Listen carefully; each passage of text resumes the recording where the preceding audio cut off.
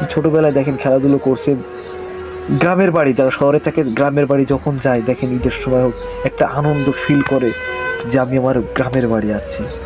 এখন সেই আনন্দটা আমাদের মাঝে নাই। রাজনীতি পলিটিক্স এমন ভাবে ঢুকে গেছে দেশকে। আসুন আমরা সবাই দেশকে ভালোবাসি, নাইলে দেশ দেশ থাকবে না।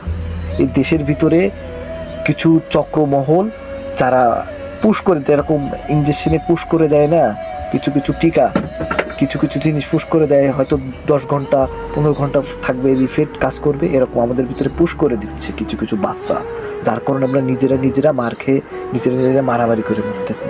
আসুন প্লিজ, আপনাদের কাছে আমার ভাইও রোডে থাকতে পারে, আমার বাপও রোডে থাকতে পারে, আমরা এগুলো আজ দেখেন আমরা পুলিশকে পিটাচ্ছি, পুলিশ আমাদেরকে পিটাচ্ছে। বড় বড় নেতারা ঘরে বসে আছে, দেখেন না, বড় বড় নেতারা এই কনফারেন্সে ভিডিও কলে বলতেছে, তাদের ইশারায় আমরা কাজ করতেছি। আরে ভাই, আমরা সাধারণ মানুষ, আমরা মার খেয়ে মরতেছি, আমরা নিজেরাই মারামারি করে মরতেছি। ফিরে আসুন প্লিজ, ফিরে আসুন প্লিজ, প্লিজ, দেশকে বাঁচান, দেশের মানুষকে ভালোবাসুন।